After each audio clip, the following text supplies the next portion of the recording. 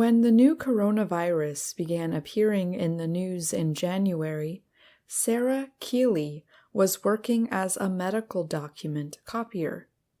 She had completed her university studies in biology and was considering her future career. By February, as the disease spread across the United States, Keeley made her decision.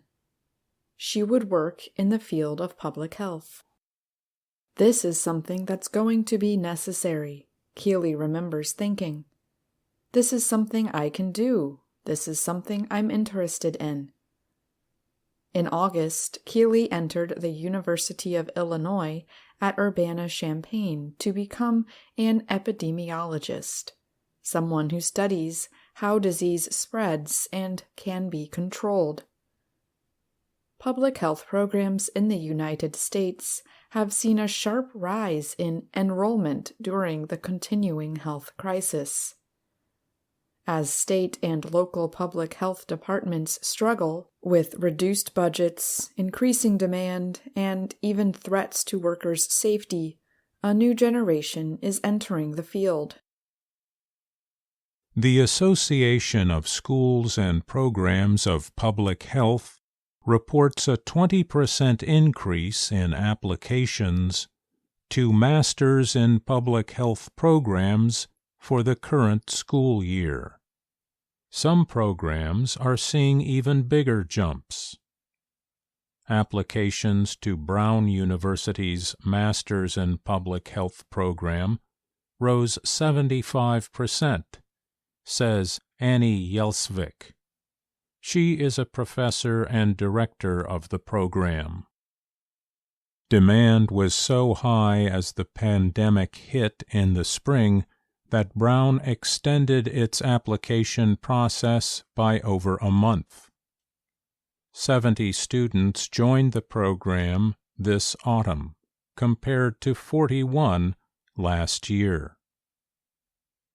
People interested in public health are interested in solving complex problems, Yelsvik said. The COVID pandemic is a complex issue that's in the forefront every day. Magnolia E. Hernandez is an assistant dean at Florida International University's Robert Stempel College of Public Health and Social Work. She said new student enrollments in its Masters in Public Health program grew 63% from last year. The school has especially seen a rise in interest among Black students, from 21% of newly admitted students last fall to 26.8% this year. Kelsey Campbell is one of them. She is part Jamaican and part British. When she heard in both the British and American media that the Black community and ethnic minorities were being especially hurt by the pandemic, she wanted to learn why. I want to be able to come to you and say, this is happening, these are the numbers, and this is what we're going to do, Campbell said. The biochemistry major at Florida International said she plans to explore that question when she begins her public health program at Stempel College in Florida in the spring. She said she hopes to one day put her public health degree to work by helping her own community. There's a power in having people from your community in high places, somebody to fight for you, somebody to be your voice, she said. Public health students are already working on the front lines of the nation's pandemic fight in many places. Students at Brown's public health program, for example, are examining infection data and looking at the spread of the disease for the Rhode Island Department of Health.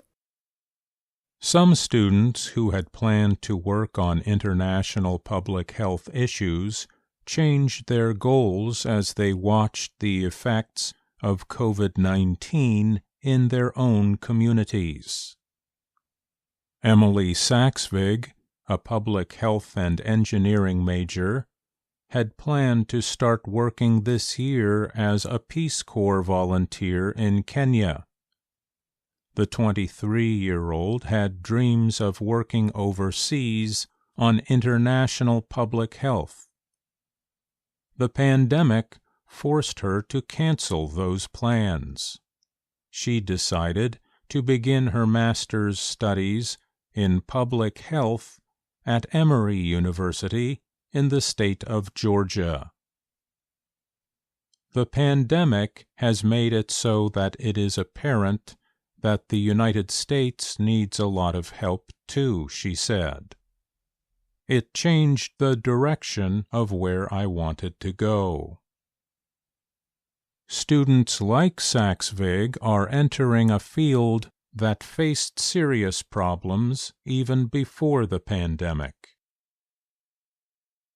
A study by the Associated Press and Kaiser Health News found that since 2010, spending per person for state public health departments has dropped by 16%, and for local health departments by 18%. At least 38,000 state and local public health jobs have disappeared since the 2008 economic recession. And the public health workforce is aging. 42% of government public health workers are over the age of 50, according to the de Beaumont Foundation. The field also has high turnover, the rate at which people leave a field and are replaced by others. Before the pandemic, nearly half of public health workers said they planned to retire or leave their organizations for other reasons in the next 5 years. Low pay was among the top reasons. Some public health workers are paid so little that they receive public aid. Brian Castrucci is Chief Executive Officer of the de Beaumont Foundation, which aims to support the field of public health. He said government public health jobs need to become highly sought positions for top students of public health programs. He said, "If we aren't going after the best and the brightest, it means that the best and the brightest aren't protecting our nation."